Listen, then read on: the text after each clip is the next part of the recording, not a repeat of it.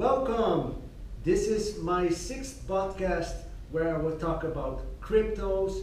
I am so excited that I have Mukash with me, who is the Strategy Development Officer of MinePlex Banking, aka the Cryptomonk. Yeah. Mukash, welcome. Hi Simon, how are you? How's everything?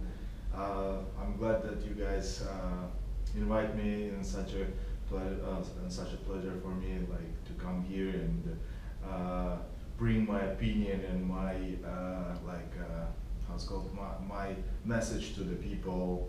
Thank you very much.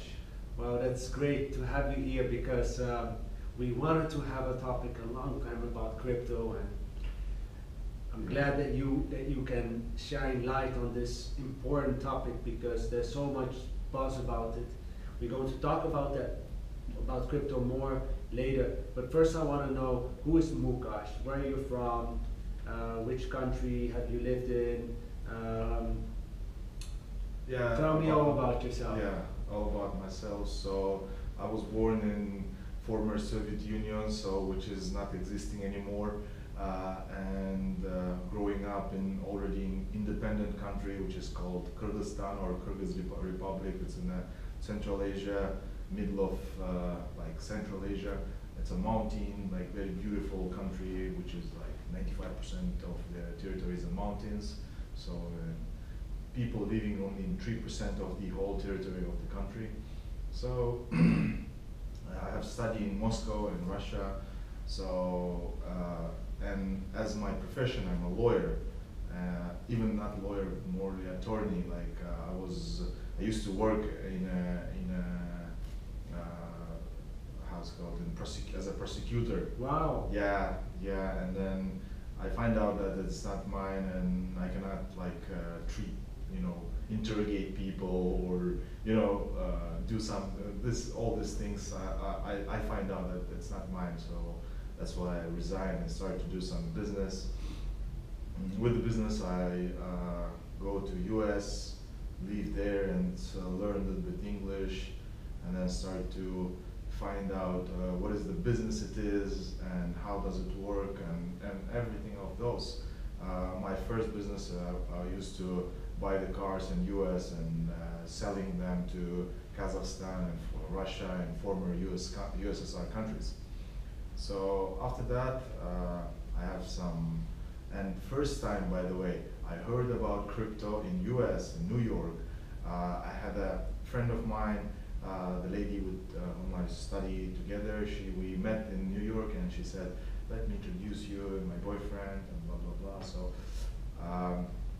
we sit together in coffee shop somewhere in Manhattan. So and I was trying to practice my English, and I tried to talk about any topic and anything.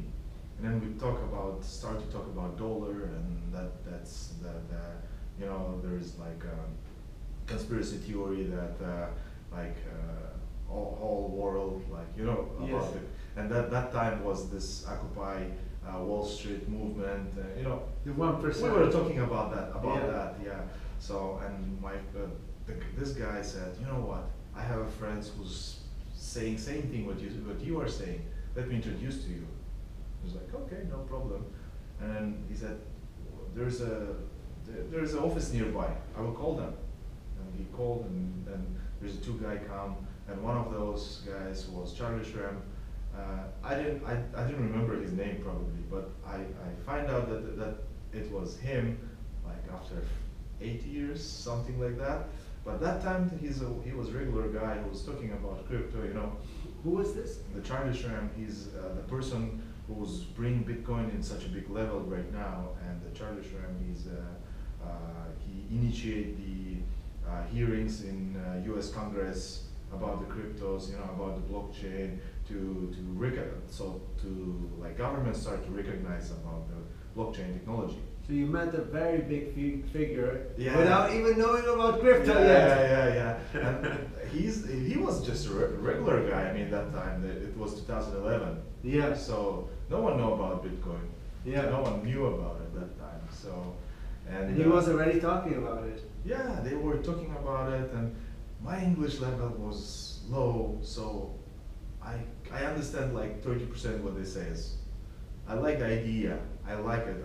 I got that idea that time, and but my so my visa that time was about to finish. So to not be violate the law, you know, Yeah. of the U.S. So I said, guys, after 3 days I have a flight home back. I will get a new visa and come back to you, and for sure I will come to your office, and I interested that. So, and what happened, I didn't get visa third time. I don't know why, some reason they didn't give me to US. And I go to few people in my country. They're bankers, you know. A friend of mine, he's CEO of one of the banks, and I came to him, explain about Bitcoin. So I asked him, what do you think about it? And he said, it's kind of bullshit. That's what he says. Like, it's kind of bullshit. Like, they are scam. It's fraud. They're trying to like just get your money. It's like, okay, because my knowledge about the technology, about the economy, and all these things, that time was low, and I didn't understand. I mean, I don't have enough knowledge to make my own expertise. And I asked this guy, didn't even think about it, just say, okay, that was easy way probably to get rid of the topic. Yeah. So that's how I met the crypto in 2011. It was October probably. What would have happened if you got that visa and you went back and you ended up with a bag full of bitcoins? Oh, this question, this question I always giving myself, but what happened, it's happened. Yeah. It's, Yeah, I mean the fact is that you still met this important figure in the crypto world, and you got introduced to cryptos 10 years ago, way Yeah. before most people. Yeah. But the second time I already found out about, heard about Bitcoin while I already were in Dubai. So that time I had. When was that? 2014. Okay. 14 or end of 14 probably. One day I was surfing in the internet in YouTube probably, and I saw the kind of video about the crypto, a bit about Bitcoin, and there was a saying that Bitcoin cost like 200 something, or it was clickbait, you know, it's the picture, like Yeah. Bitcoin 216 bucks. It's like, what? And those guys told me about Bitcoin and it was cost 80 cents. Wow. And now it's 216 or 18, I don't remember. And it's like, wow, if I would buy that time for 1,000 bucks today, it would be like 216,000 bucks. It's like, shit. But now the second question is, now when it was 216 bucks, did you buy it then? See, I couldn't find the people who can provide me to this world, Yeah. you know, because you cannot ask anyone, you know. And the guys who's made that video, they were living in Ukraine. I was in Dubai, they were in Ukraine. I couldn't and Yeah, so I started access- research. Access was difficult at that before. Just a question about you being in Dubai. When did you start to come to Dubai? Because in 2010 you left the US. 2011 you left the US. You went back home to Kurdistan. Yeah. And then what did you do after that? Yeah, I have a uncle. He's living in Russia. He have like a ground business. They are preparing timbers for the to export them to China, to Europe and stuff. So he's asked me to come and help him with the juridical part, you know, with legislation and with the laws part, because he needs to with the management of his business. Yeah. But I go to Russia, it was 2013 probably, winter, and I catch cold, and there was like almost like half a month I was laying down on the bed. That did not work out. Yeah, the minus 50 was outside, so minus 50 Wow. Celsius, it's like, well, And you were like, I want to go to a place where it's nice or whatever. Yes. And then you went to plus 50 to Dubai. Yes, yes, definitely. 100 degrees difference. Yeah, Yeah. that was like, I came in March probably, March 2014. Yeah. And I have some ideas to do some business, but in the beginning I decided I wrote the books, a lot of books about business, Mhm. and to start to do like right things, not to go without like how's it called, without destination or without direction. So I started to, and in one book I read that there is like to do something you have to know, like I mean, if you want to build kind of business, you just come to the place, get the job, and start learning. Yeah. And then after that, when you will see the whole perspective and the picture, then you should start to decide, make decisions. So I came here and just like everyone, most of people who's coming here and start to, if they just come, without any invitation or stuff and without a job, I just find a job as a salesman. Yeah. Okay, so you got your first job here in a sales job. And how long did it take for you to get involved in crypto? Oh, that one is like another 3 years. Okay, so So, 2016. 2016, yeah. So Yeah. what happened? Because it seems like that it's your calling, Yeah. It keeps Yeah. keeps coming back into your path. So what happened in 2016? This period from 2014 to 2016, end of 16, I became a partner in one tourist company, Yeah. small company. We started to do the visas, and because I left the job as a salesman and moved to the company, and we were running the company. Mostly our customers were from Russia, Kazakhstan, and these countries, former CSI countries, former USSR. So, and the point is, in Dubai, the economic and everything is moved fast. So suddenly, one day, they removed the visas for Kazakhstan, for Russia, for Ukraine, which was our main market. Mhm. And what to do? We started to work with the kind of African countries and the other countries, which is it was like a little bit risky, Mhm. and because there is fees if the person not go out, and we have to pay fees, and so. But somehow we couldn't manage, and so we had to close the company.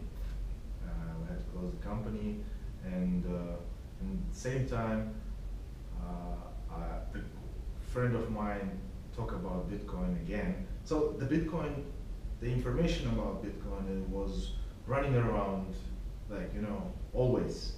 I was Yeah. reading the articles. I was doing some, other In things. different countries, like what are the chances in U.S., Dubai, back home?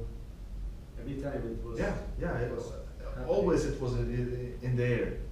So and one day, a friend of mine called me from Kazakhstan, and he said, Mukash, you know about Bitcoin? I said, yes, I know, but I don't understand how does it work. Mhm. I read a lot of books about it. I mean, not the books, the articles and watch the videos, but I cannot understand. And he said, you know what? Just download the wallet. And it was like blockchain wallet. It's called blockchain. Yeah. So I downloaded it. That time the blockchain wallet doesn't have a KYC. They don't have like a lot of which is have now the Mhm. features. And I downloaded it, and he said, just send me the private key, the public key. And I was like, what is the public key? It's that like digits and letters. Okay, I've sent it. So and he said, just look now, and there's like boom, some amount of bitcoins which is like equal to $10. And he's like, you got $10. It's like, and what? And he said, can you imagine I didn't use the bank. I didn't use anyone. I mean, any third party. I have sent it straight away from my wallet to your wallet. It's like, yeah, that's cool. Probably that's cool. Yeah. Why? Because you don't need to use third party. And he said, just look how much the commission was. And at that time, because Bitcoin cost like maybe $600, the commission was like around 5 cents or like less than 1 cent. Mhm. No, like, yeah, around like 1 to 5 cents. I don't remember exactly. And he's like, I started to think, wow. So if I'm using like, let's say, Western Union, I cannot send like less, there is like some kind of less amount, which is you can send. Yeah. And then there is like fixed Yeah. commission, which is you have to pay. And here, and my friend of mine said, so you don't need to even pay if you don't want. But And it was immediately as well. yeah, yeah. That time, the Bitcoin wasn't such a popular like today. Yeah. So the transaction was like lightning. Today, because of everyone wants Bitcoin and there is like only, as I remember, like 7 transactions per second they can maintain the network of Bitcoin. Yeah. So that's why today it takes like 30 minutes probably sometimes. Which is still very fast. Yeah, yeah, of course. But today there is like more advanced blockchains coming up. So instead of if you would use Western Union, I think they say within 48 hours we will have your money transferred. But in this case, you had it like within like a minute. Yeah, yeah. Today there And is you like don't have to go to the branch, nothing. And I think your friend wanted to show you that, yeah. show you how it works. It was very kind of him Of to course, do it of like course, that. of course. You know what? Once I get this transaction, and he said, "Okay, send me back." It's like, okay, what I have to do? Okay, go to the button which is called send. Okay, this is my wallet address. Send it to me, and I have sent it to him. And he said, send me the screenshot of his phone. It's like, so see, I got it. It's like, wow, cool. And he said, okay, I will give you the present, like $20 in Bitcoin. And he sent it to me again. It's like, wow, that's like crazy. It's crazy. And I was like, what if I have $1 million? My question was, what if I have $1 million in Dubai and I want to get that one in Kyrgyzstan or Kazakhstan? And he said, it's easy. It will be same commission. It's like, wow, that's crazy. You know, today, like for example, right now we're in Dubai, and Dubai is like expat place. Mhm. And like 90% of the people who's working here, they're sending money home back. Yeah, true. And most of them, they are still using Western Union, PaySend, banks MoneyGram, even. and banks. But I don't know, most people probably scared of this to use it, but they don't know or they don't want, or there's a lot of even like my previous mate, she said that she transferred like 500 or 1,000 there to her mother in Sri Lanka every month. But she said that, I said, do you go then to Ansari or Western Union or whatever exchange? He said, no, because I need to open up an account, I don't know how to do it. I just give them money to somebody else that does it. So they're just trusting. That's called gypsy mail. Yeah. That's called gypsy And I mail. was like thinking like she's working so hard for her money and saving it, and and what if something goes wrong and then mother never receives the money? And, the mother's counting on the money. So it's amazing that there are solutions out there that can instantly transfer money between two people. Yeah, that's what gives the blockchain. But blockchain is not only about the money. It's not about only transferring money. It's about storage the data. It's about the optimize the business processes. It's about to make create more kind of new supply chains. That's Yeah. what about. It's not only on the blockchain itself. Yeah. It's not only about the. I want to the talk money. about that with you more, but first I want to know for the people out there as well, like, because like, what is a cryptocurrency? What is blockchain? Um, what are these things? See, the cryptocurrency, why it's crypto? Yeah. Because it's encrypted. So no one can change it. Because, which is I just talk, the main role or main, how it's called, main features or the main idea of the blockchain, it's encryption. Secure, safe and secure your data, because data today is most important. What is the, like, 100 dirham bill? It's a data.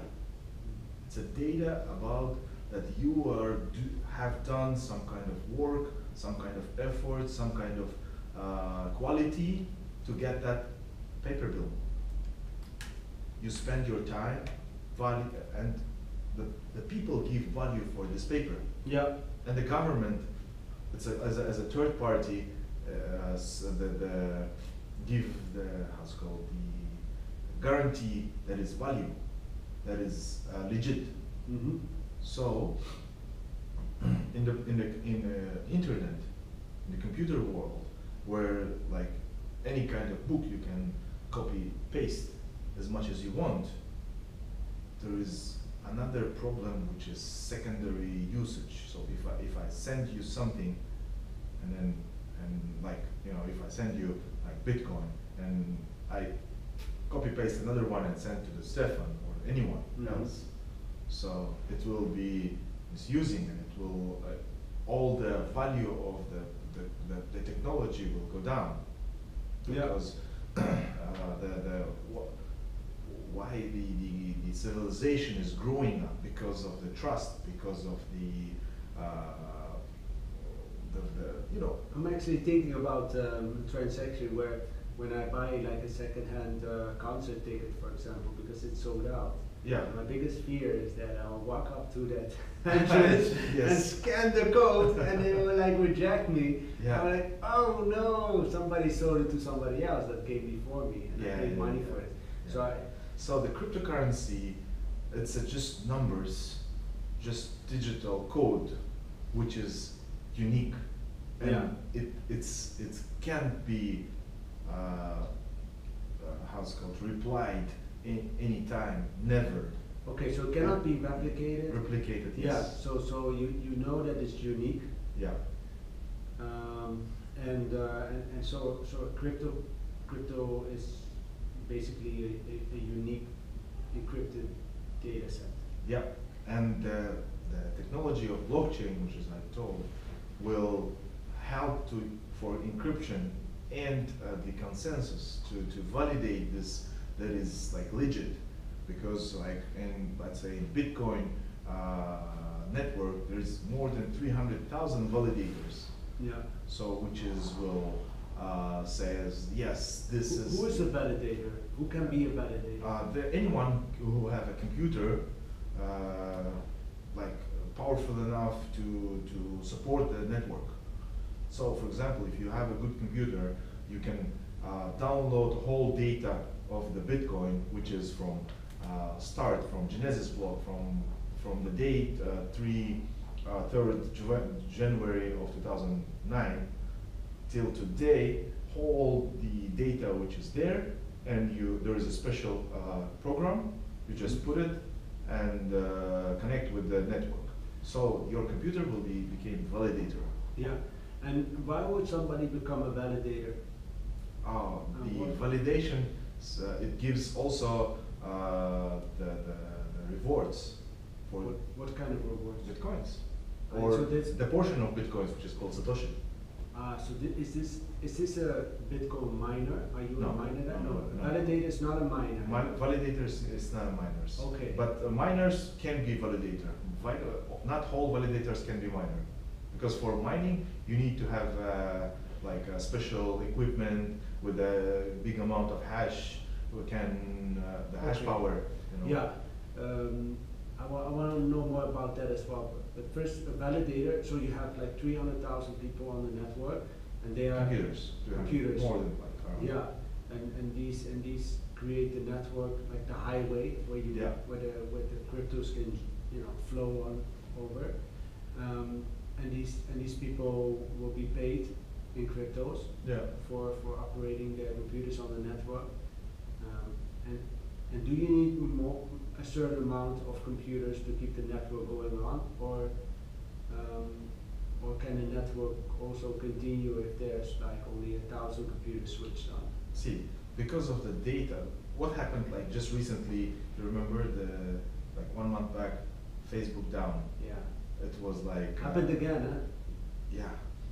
So like Facebook, Instagram, WhatsApp was down like for almost 6 hours. six to 8 hours. Yeah. So 3 billion people. yeah, why it was happening? Well, you have the official statement from Facebook saying that there was some server upgrade. Yeah. But it could also be a hack. Who knows, right? Yeah, but the point is in crypto, in blockchain. Yeah. So all the validators and the pools have all the data. It's encrypted data. So it's encrypted data which is cannot no one can encrypt or broke without the private key. Mm. You know.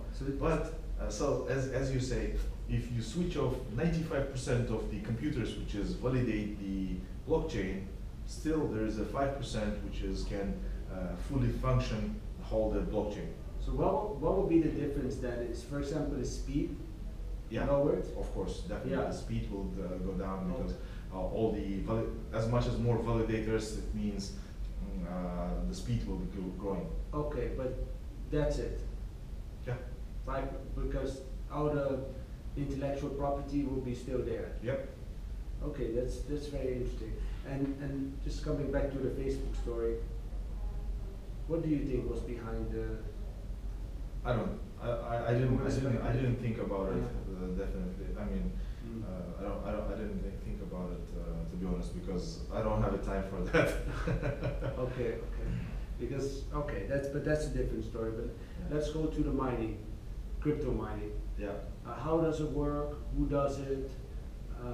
Can anybody become a Bitcoin miner? Yeah. It was more easier like years before, but today you can become Bitcoin miner, but you don't need to you cannot expect that you will make a whole bunch of Bitcoins, because the price of Bitcoin today is like around $60,000 for each, and because of the how do you call 1 second, I want to translate this the word into the English. Deflation model of the creating of the Bitcoin. So because the Bitcoins will be only 21 million. Mm-hmm. So it's this number is in the Genesis block. Yeah, so let's make that clear as well, that there's a limit in the supply of Bitcoin. So Yes. there's a maximum of 21 million. How far are we now? Now we are in 18 million, Okay. and more than half of. Yeah, million. so at 21 million there will be no more new Bitcoins produced. Yeah, like 2.7 million Bitcoins, another 120 years. Yeah. So in 120 years, from 21 million onwards, there will be only another 2.5 or 2.7 millions Bitcoin will be produced next 120 years.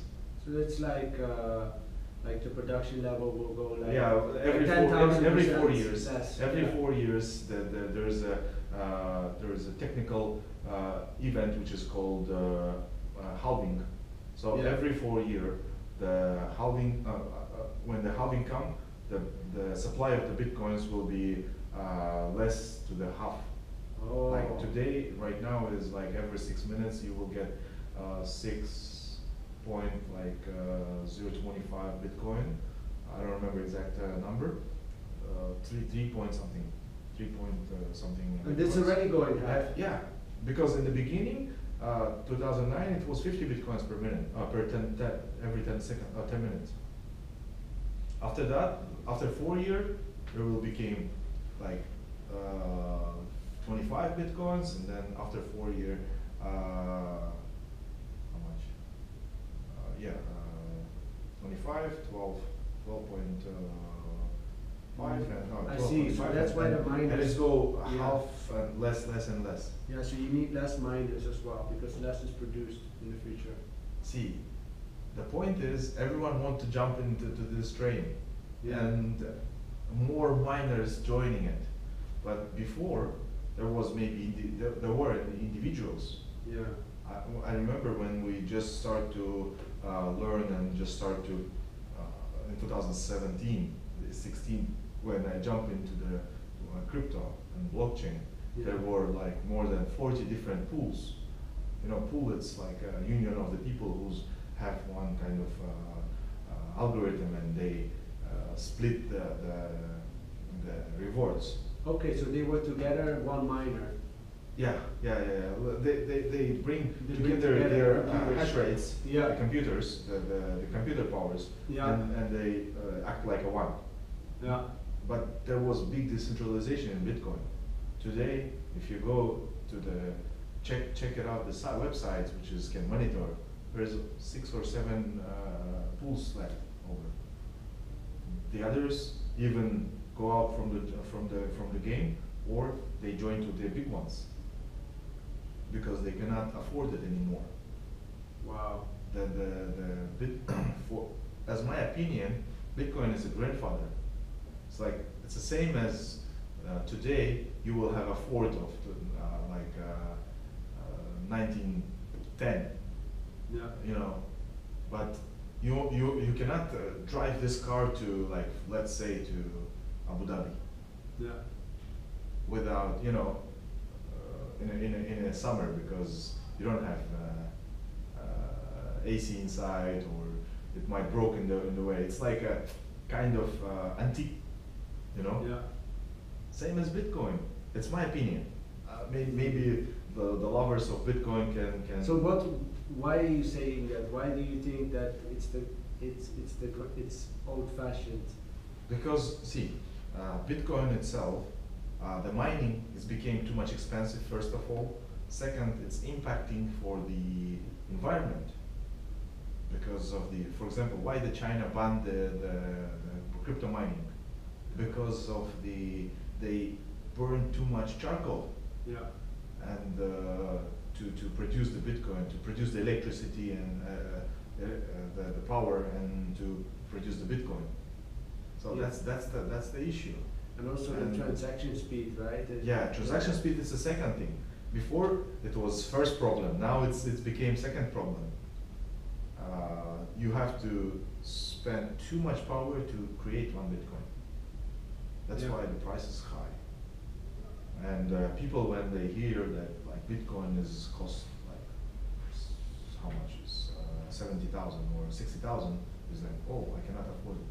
But anyone can buy, of course, Bitcoin with the $10. In the same way that you did it with your friend at the beginning. Yeah. He sent you $10, you sent him back, and then $20, and he a little piece of it. Yeah. So Bitcoin, you can split the Bitcoin for 100 million. Yeah. So in one Bitcoin, there is 100 million Satoshi. Yeah. And okay, so we talked about Bitcoins, which we need to do, right? Because a lot of people are searching that with cryptos. Let's talk about some other things related to the cryptocurrency world. First of all, what does your company do? And how are they involved in cryptos? So our company is called MinePlex Banking. So we are first CrossFi project. So you know, there is in the world of crypto, Yeah. there is some kind of hatred to banks. In the world of banks, there is a hatred to crypto. You know why? Because the banks, they know that someday they won't be existing, because the crypto will take over everything, and that's why there is some kind of hatred. But we says, why should people hate each other. I mean, not the people, but systems. Why we would like crossing them, you know, bring banks and crypto in one place. And that's why our project called Crossfly. It's a first technology which is trying to compilate the banks and the blockchain. So the how it's called, the banks, which is very solid, and the blockchain, which is very fast and transparent. I like that.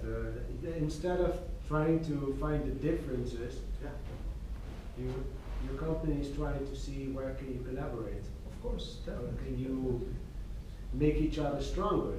Yeah, we already reached certain amount of kind of achievements in this field. So, and we have our own blockchain, which is one of the most complicated blockchains in the market. So there is we didn't create the blockchain ourselves. I mean, we take the code of the Tezos. There is a blockchain which is called Tezos. Yeah. So it's a French blockchain. Right now we are collaborating with them as well because they like our project. So, and we have also the, see, in a crypto world there's algorithms, it's called consensus algorithm, okay? So the proof of work, which is we just have spoke about it, the Bitcoin, you know? Bitcoin, Ethereum, they have physical mining equipment to create the assets. Yeah. It's called blockchain. I mean, it's called proof of work protocol. And there is a proof of stake protocol, which is I comparing this to, I mean, showing to people. When I show it to people, I was like, okay, this is kind of preferred stocks. You know, if you have this preferred stock, you will have dividends. This kind of like, yeah, like stablecoin. no, Or it's stable. something See, else? stable coin, they are stable equal to something. You know, for example, to dollar, to yen, to any other currency. But in our system, we have two coins, like native coins. There is in the market, there is not such a there is no such a blockchain like ours, because we have two native coins. And what is a native coin? Native coins means that the coin which is created by system. For example, if you go to the crypto market, you will find out like around 10, 15,000 different tokens and coins. Yes, correct. And the coins, it's an asset which is produced by system itself. Yeah. And the tokens, this is the assets which is created by companies, like let's say USDT, which is equal to $1. One USDT, $1. It's a Okay. smart contract, Yeah. and it's centralized. Yeah. So the company who's created can use it, can control it. But they also can increase the supply, right? Yes, they can increase anytime when they Okay. want. But in coins, you cannot increase. There should be kind of consensus between the users. Okay. Is Bitcoin a native coin? Yeah, Bitcoin is a native coin of the Bitcoin blockchain. Ethereum Ethereum is a native coin of the Ethereum blockchain. Okay. Like Tron is a native coin of the Tron blockchain. And you guys have two native But coins. we have the two native coins. That's And there's only 10 or 15 native coins in the whole world. Yeah. So the That's blockchain pretty have, special. blockchain have the own. Every blockchain has own native coin. So in our blockchain, there's two native coins.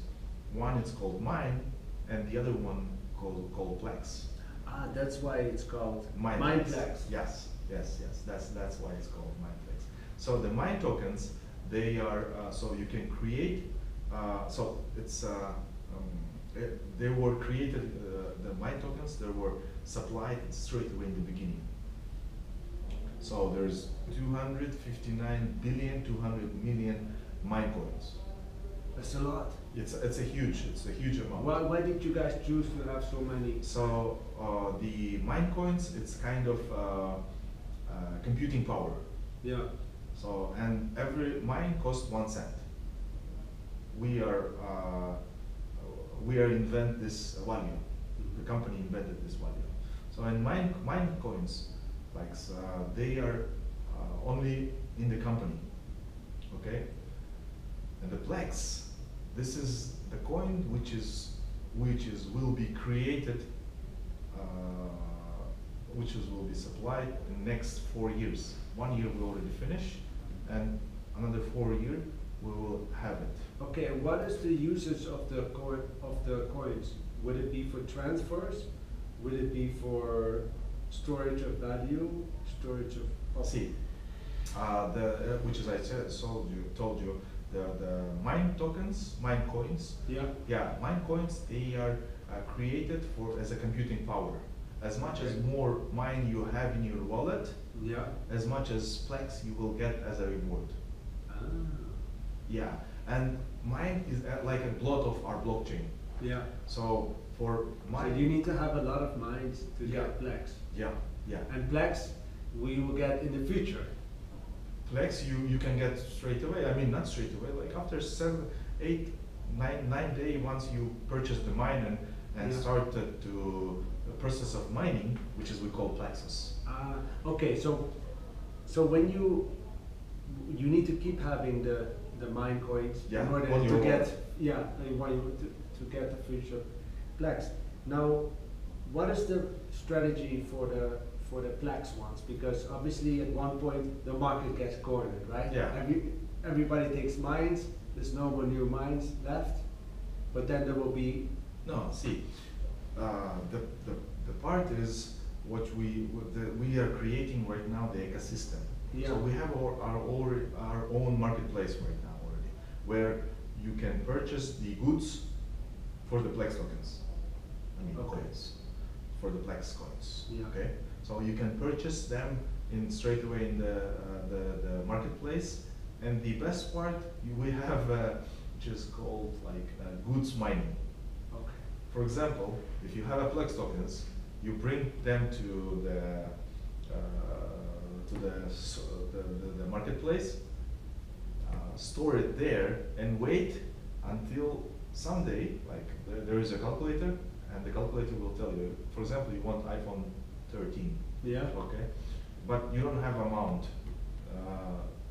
like exact amount to purchase straight away.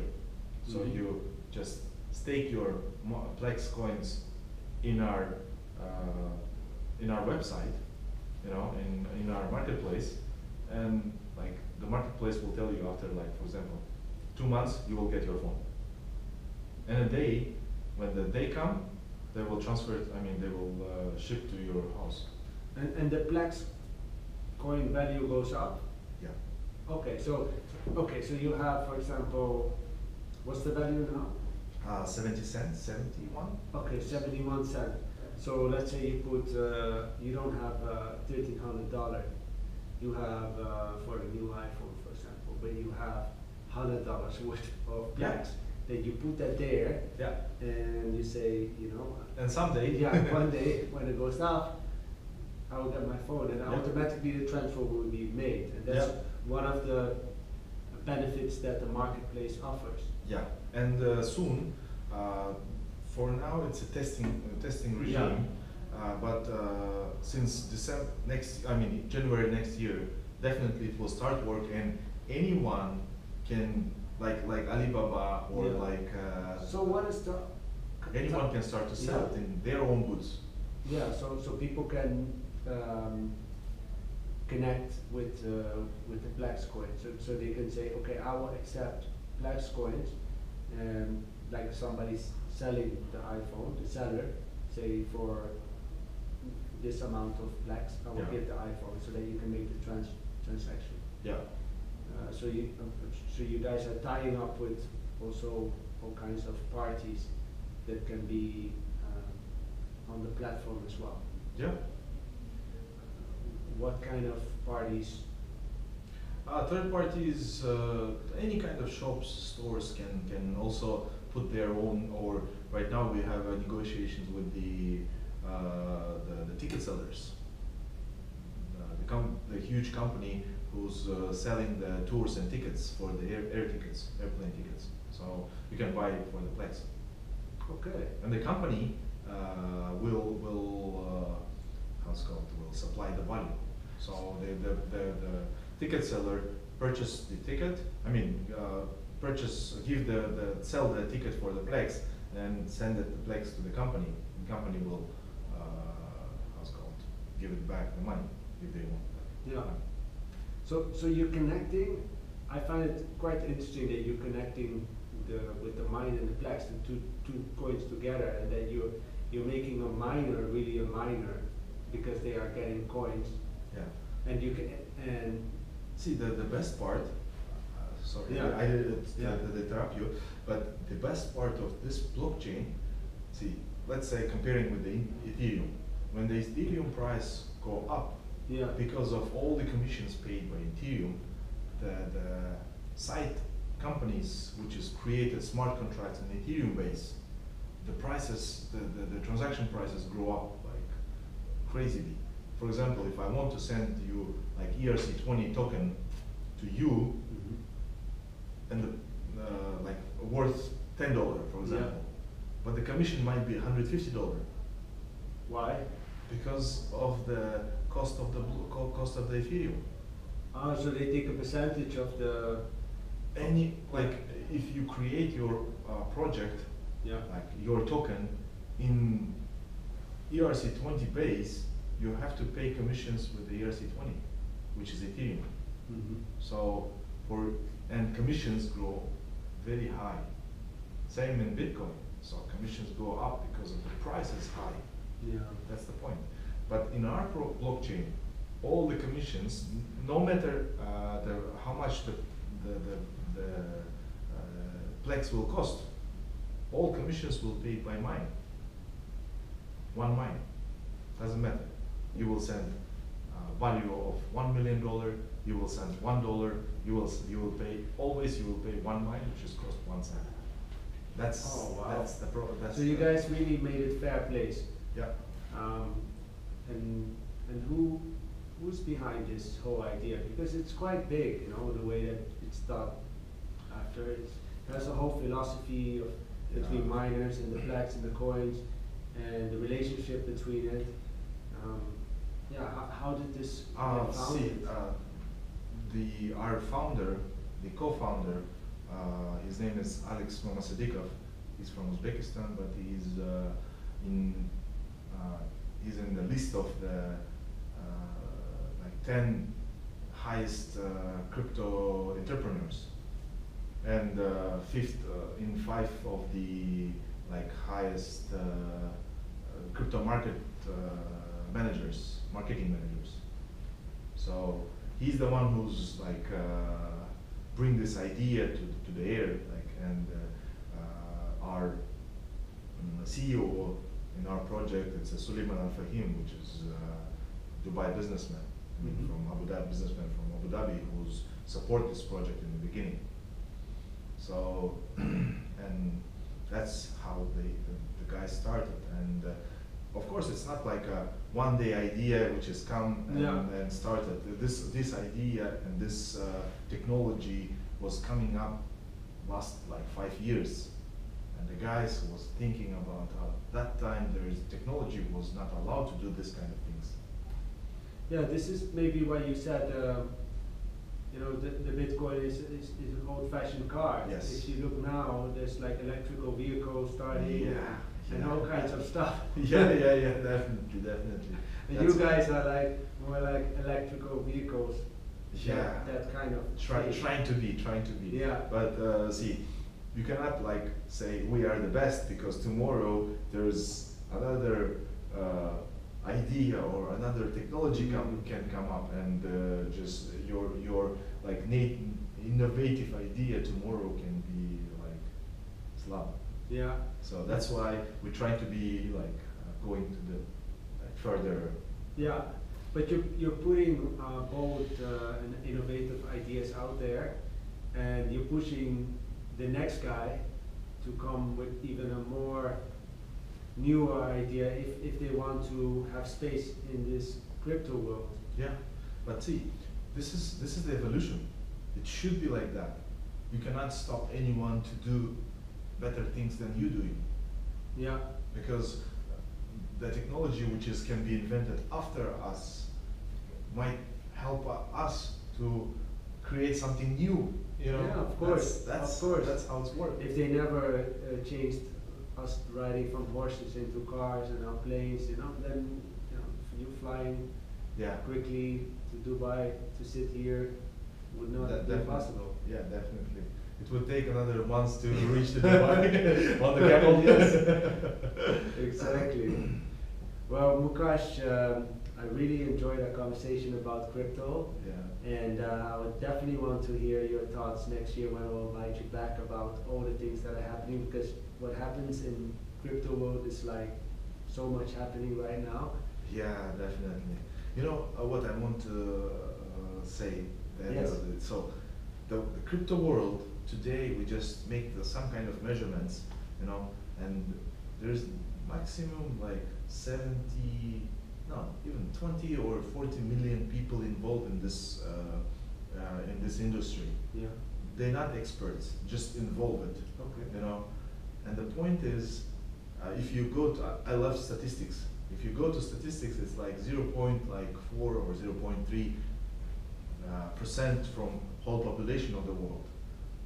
And the capitalization of all the crypto is almost 3 trillion. Mm-hmm. It's about to go. Yeah. And just imagine when the 3 or 5% of people from whole population will be involved in the crypto world. What will be the capitalization of this? That's a nice thought to put out there as the Yeah. ending. Yeah. And The best part, what I want to tell you, Yeah. the best part, anyone can join it. For example, if stock market, you need to have kind of certain amount, like $2,000, $3,000, $5,000. yeah, In crypto world, you can come with $1. even $1, like that friend of yours that sent you $10 and Yeah. pulled you in like that. Yes, that's Yeah. that's the best part of the crypto world. Yeah. No, but when you join to this game, first of all, you have to learn the rules of the game, because even you come with your $1, someone can just took it this $1 from you easily, because if you don't know the rules of the game, Yeah. that's another part. Wow, that's fantastic to share that with us, and thank you so much, Mukash. Your wisdom, your experience, your insights in this cryptocurrency industry was much needed to share with us. Thank you so much.